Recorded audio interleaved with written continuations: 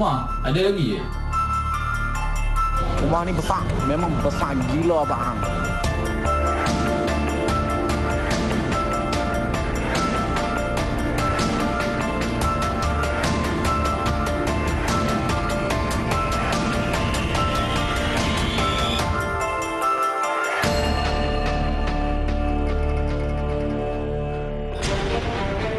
Assalamualaikum dan salam sejahtera.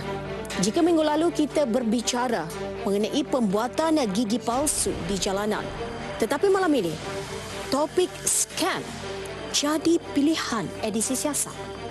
Scammer, satu perkataan yang menjadi igawan ngeri buat semua. Apatah lagi yang pernah kena. Ada banyak jenis scam di Malaysia, tetapi yang paling popular tentulah Makau dan Love Scam. Tetapi bukan dua jenis scam itu yang kami mahu kongsikan kepada anda. Sebaliknya, skamer hartanah atau broker haram. Ya, skamer hartanah. Bunyi pun grand macam empayar perniagaan Donald Trump dekat Amerika sana tu. Mereka lebih real dan semakin tajam akal. Memerah duit mangsa sampai kuntang. Kalau periuk yang penuh nasi, silap-silap sampai kekerak pun dilicinkan. Janji bulan dan bintang dengan taktik mengampu sampai pembeli dan pelabur hartanah terpedaya. Yalah, siapa yang tak mahukan kalau RM100,000 untuk tanah lot yang mereka kata boleh buat banglo atau rumah agam. Bagi yang nak melabur mungkin dah boleh bina hotel. Wow, dahsyat. Melalui pendedahan Institut Ejen Hartanah sepanjang tempoh PKP dan PKPP, jumlah aduan berhubung isu penipuan hartanah meningkat 30%. Kebanyakannya dari orang awam yang ditipu broker haram. Mereka ambil kesempatan waktu sukar ni atas perasaan takut dan keadaan yang tidak terjamin. Ikuti pembongkaran Muhammad Hamdi Fahmi Muhammad Zaki. Saya setuju untuk profit blok tadi tu. Tingkat 22 tau. Harga rumah RM180,000. Rumah ni besar. Memang besar gila abang hang. Jaga tu tunjuk gambar hang. Rumah ni boleh buat 6 bilik. Untuk kalau nak ke bangla boleh buat duit pula kat situ.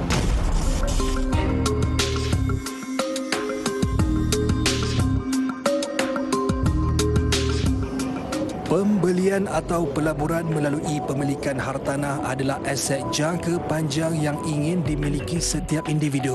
Ia adalah sesuatu yang berbaloi jika berjaya memilikinya. Rata-rata pengguna yang berurusan perniagaan hartanah hanya merujuk dan bergantung kepada nasihat perunding hartanah. Tidak kurang ada yang serah bulat-bulat segala urusan berkaitan kepada perunding hartanah asalkan prosesnya selesai. Pendek kata, bayar saja jumlah diminta dan tunggu perunding hartanah uruskan.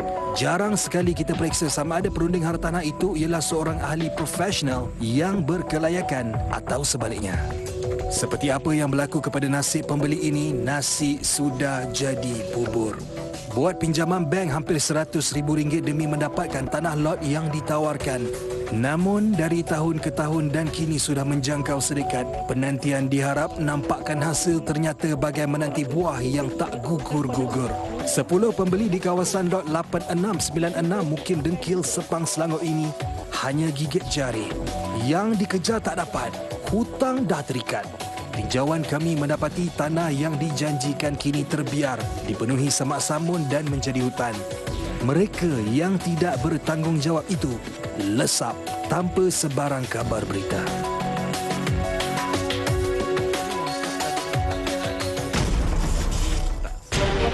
Kesian kan? Wang ringgit yang dikumpul hasil titik peluh hilang macam sehela nafas. Lebih parah ada dalam kalangan mangsa yang sanggup membuat pinjaman daripada bank. Jumlah yang dipinjam bukan sikit-sikit anak ya, tapi hutang tanpa faedah pun cecah RM100,000. Kalau siap interest, dah berapa? Itu nama dia macam tabur garam pada luka. Pedih.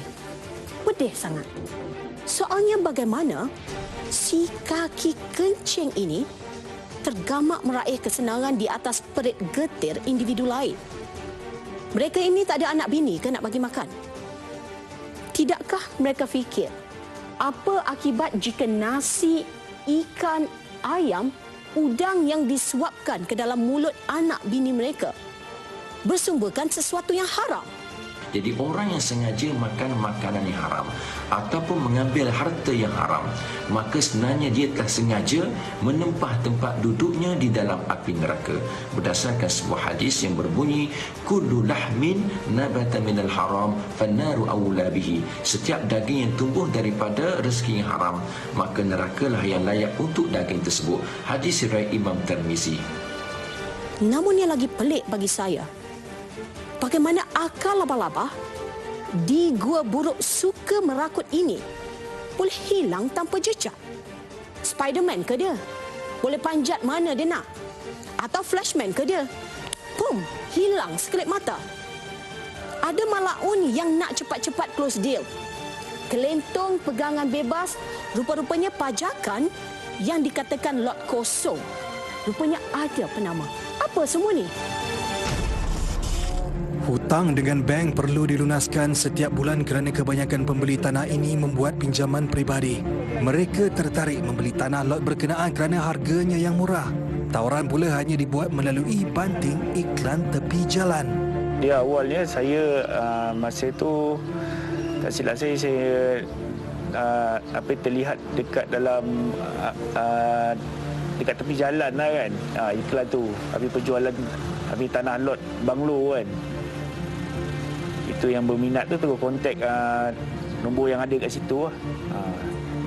Tapi selepas tu bila saya approach diorang mula tunjukkan tanah tu dekat mana semua kan.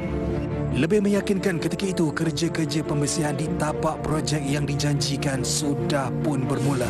Dia akan buatlah infra semua tu. Waktu bila pergi tengok tapak memang dah tolak cantik lah. Cuma ada a few things lagi tak siap lah. Infra yang besar-besar tak lagi lah tentu.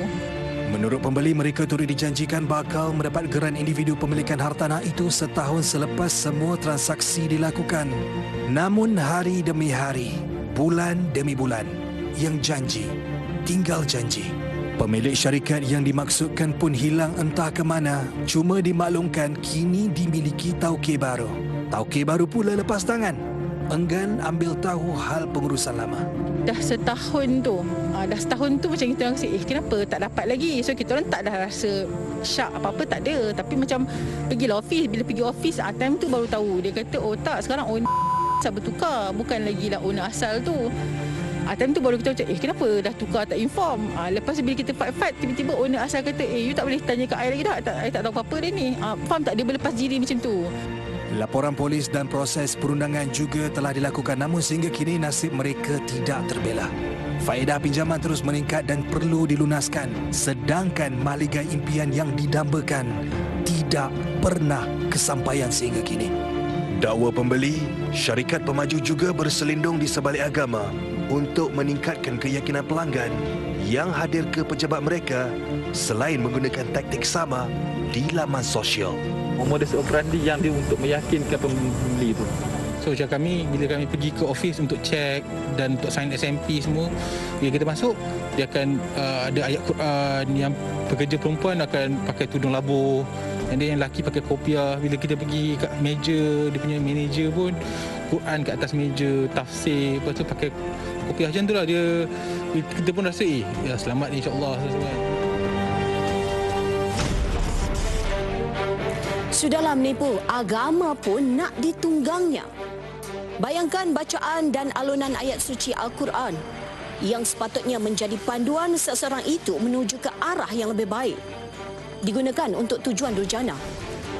Malah dari sudut pandang mata seorang Muslim ini, perbuatan jijik itu tidak ubah seperti pengkhianat yang memanipulasikan agama demi kepentingan sendiri.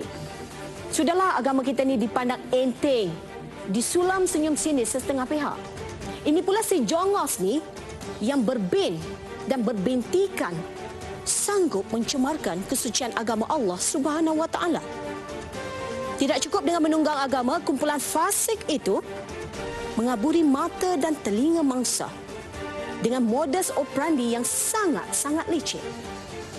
Manusia ditolak ke kiri, agama ditolak ke kanan. Semuanya demi perut sendiri, tak kira halal atau haram, asalkan angan-angan jadi kenyataan. Apa benda semua ini? Edisi Siasat berehat seketika kembali selepas ini. Macam bro ni ejen sah ke macam mana? Oh tak apa-apa, jangan risau itu. Dah jadulnya, jangan risau. Ambil turun dari A sampai Z. Jangan risau.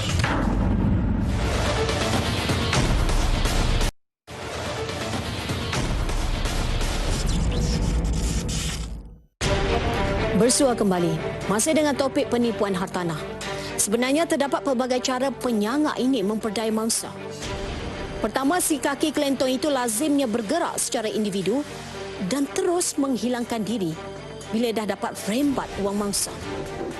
Kedua, mereka juga berpura-pura nak jual tanah dan tawarkan harga lebih murah berbanding harga pasaran untuk pancing mangsa.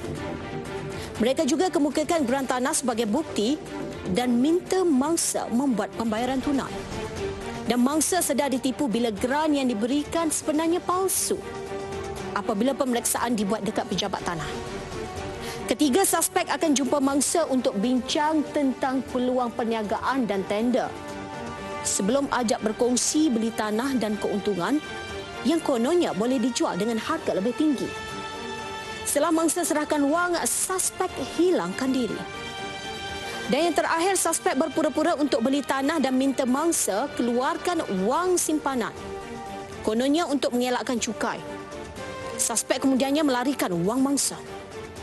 Mangsa beli tanah daripada suspek dan membuat pembayaran penuh. Namun, setelah melihat tanah tersebut, rupa-rupanya tanah itu milik orang lain.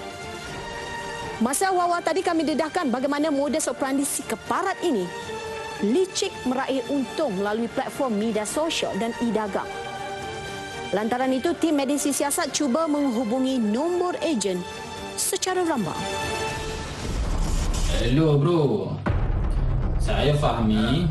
Saya dah tengok nombor bro dekat saya berminat tengok rumah. Ada lagi je?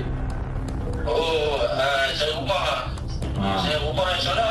Saya kalau boleh nak yang kondo ke, apartmen ke.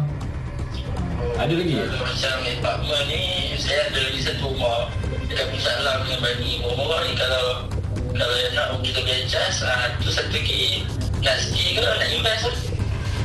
Tu kita depends tu. Tapi kalau boleh saya nak stay lah. Oh, stay sendiri lah. Okey. Kita boleh set lah jumpa bro. Boleh sembang sikit lah, kita adjust juga. Macam mana? Itu baru intro perbualan dengan salah seorang ejen yang dihubungi. Namun, ketika diaju soalan sama ada dia ejen bertauliah atau sebaliknya, macam lihat pula nak menjawab. Apa susahnya kalau ejen yang sah? Katakan saja ejen sah. Ini nak pusing cerita dulu, nak cuba dapatkan deal dulu. Kita ikuti sambungan perbualan bersama si ejen. Macam bro ni ejen sah ke macam mana? Oh tak apa-apa, jangan risau itu. Dah jadulnya, jangan risau. Ambil turun dari A sampai Z. Jangan risau. Kalau nak so kita boleh pergi tengok rumah dulu lah. Boleh set masa saja, kita tengok bila bro bisa dia free, kita jumpa. Selalunya rumah yang selalu jual tu rumah macam mana? Kondo ke, teres bertingkat ke? Kondo ada, apartmen ada. Selalu kondo ada dari situ. Kalau nanti jumpa bro ataupun staff bro ke macam mana? Tengok kalau macam saya tak busy apa, saya boleh turun sini. Kalau macam saya free, dan kalau saya busy, budak-budak saya ada. Okey. Apa-apa kita set nanti. Okey. Okey, baik. Set. Maka bahasa mudah untuk kita faham ialah sesiapa yang berhasrat untuk menjual atau membeli hartanah di pasaran wajib mendapatkan khidmat ejen yang sah. Sebelum ini, beberapa portal berita ada mendedahkan lambakan ramai ejen tidak sah itu berlaku akibat pengangguran susulan impak COVID-19. Maka faktor ketidaktentuan ekonomi menjadi penyumbang kepada lahirnya kaki-kaki pembohong ini. Justru orang ramai perlu bebas membuat keputusan dan mengambil masa membuat penelitian dan penyelidikan sendiri. Selain jangan terlalu berharap kepada ejen untuk melakukan semua perkara. Dan sekiranya seseorang itu tergopoh-gopoh, tahukah anda, sukar untuk mengesal suspek.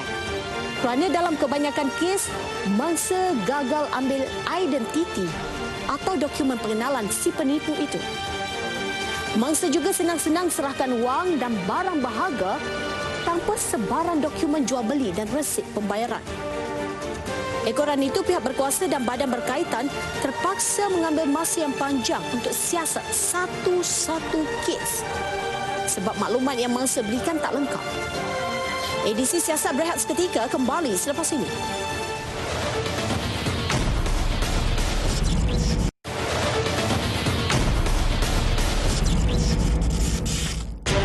Kembali bersua. Sebelum rehat tadi kami paparkan bagaimana si penipu bijak memperdaya mangsa dengan memasang alunan ayat suci Al-Quran di premis haram mereka. Dan menurut wartawan kami si Fahmi itu, golongan jahanam ini kritis melebarkan sayap penipuan mereka melalui hampir seluruh platform media sosial. Namakan apa saja? Twitter, Facebook, Instagram, LinkedIn, lagi power TikTok. Semua puak-puak ni ada. Kalau dah nama pun kaki kencing, memang banyak akal lah. Dia tak peduli pun berapa banyak hutang yang kita tanggung untuk pelaburan yang tak wujud tu. Di bawah peruntukan Seksyen 30A dan Seksyen 30 Akta Penilai, Pentaksir dan Ejen Harta Tanah 1981 Akta 242. Suspek yang menjalankan kerja broker haram boleh dikenakan denda maksimum RM300,000 atau penjara tidak melebihi 3 tahun atau kedua-duanya. Selain itu, turut akan dikenakan denda RM1,000 untuk setiap hari berlakunya kesalahan tersebut. Peruntukan ini juga terpakai terhadap mana-mana orang yang membantu dan bersubahat melakukan kesalahan terbabit. Tapi malangnya, berdasarkan rekod Institut Ejen Hartanah, mangsa kebiasaannya tidak akan membuat aduan kecuali jumlah kerugian yang besar. Kenapa? Kenapa nak lepaskan begitu sahaja walaupun rugi 1 sen pun? Sepatutnya kita berani dan ke depan tuntut hak anda. Saksikan. Menurut Pegawai Khas Ketua Aktivis Penyiasatan PPIM, Adrian Fernandez, kebanyakan perunding hartanah palsu akan menguruskan setiap transaksi menggunakan akaun peribadi dan bukan atas nama syarikat selain tidak memiliki kad pengakuan sah oleh lembaga penilai, pentaksir, ejen harta tanah dan pengurusan harta LPPEH. Ada yang mendakwa kononnya mengenali pihak tertentu untuk mendapatkan harga murah atau rebate bayaran guaman. Lepas mereka mungkin scam satu tempat tu, mereka akan berubah ke tempat lain supaya orang tak tahu. Selalu melibatkan macam tanah lot ke tanah-tanah yang kecil. Menurut seorang perunding hartanah bertauliah, Muhammad Muntazar, orang ramai perlu bebas membuat keputusan dan mengambil masa membuat penelitian dan penyelidikan sendiri. Pembeli jangan terlalu berharap kepada ejen untuk melakukan semua perkara itu. Sekiranya mengambil khidmat ejen pula, pastikan individu itu berdaftar dan disahkan kerana hanya ejen sah dipertanggungjawabkan terhadap maklumat yang dikongsi. Malah, sebarang maklumat salah atau mengelirukan itu juga boleh dimaklumkan kepada firma ejen terbabit bagi tindakan lanjut.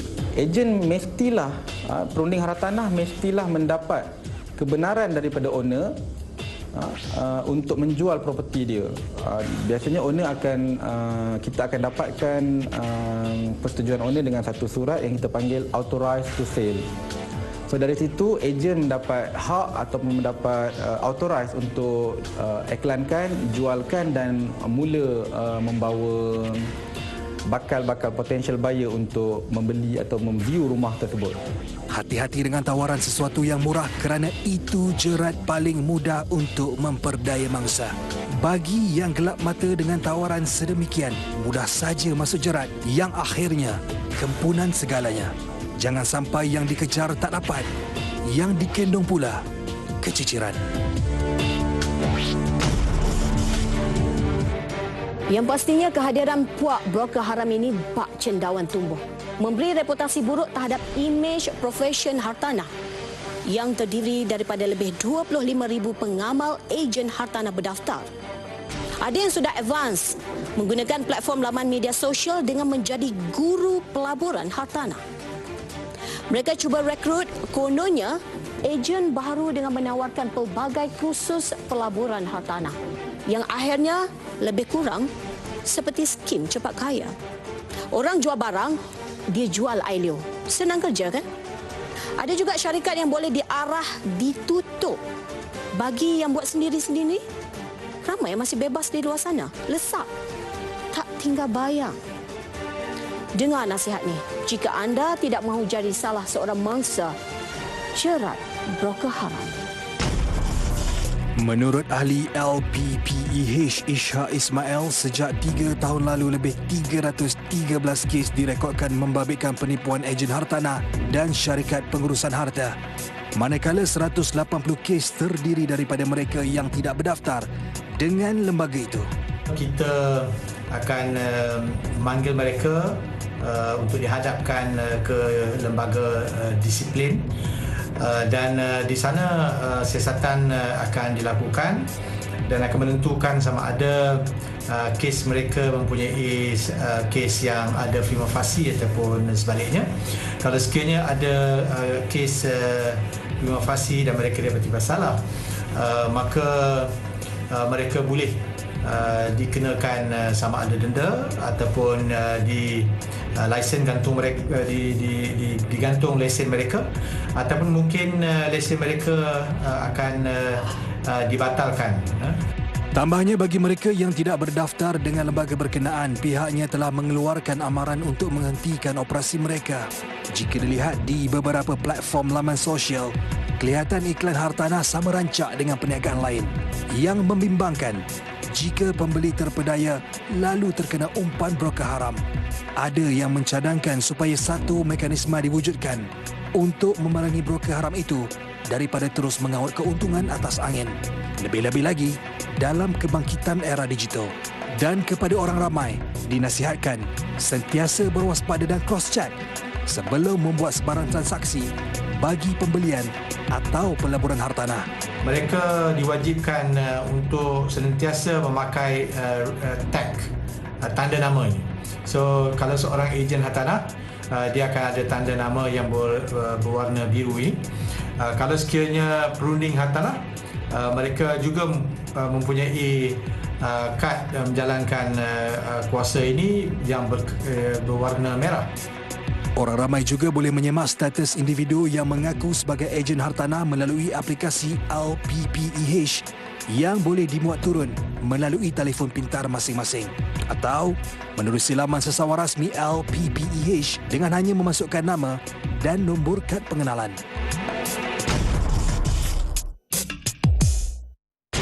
Macam-macam cara nak hidup kan?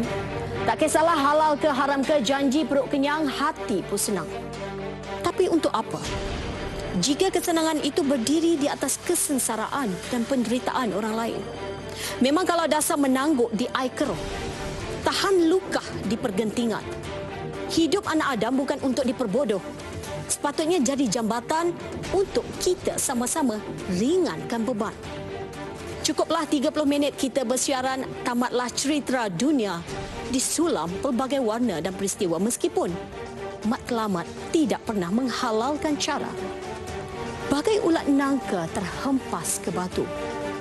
Kenapa masih ada individu berhati dan berkepala batu? Ingat, sekali terciduk, pasti terlingkup. Sebarang maklumat, aduan atau info bersesuaian untuk edisi Siasat Bongkar, boleh email ke edisi-siasat@ntv7.com.my. Saya Suzila Ida Yaakob, hos anda pada malam ini. Edisi Siasat melabuhkan tirai. Assalamualaikum. Selamat malam.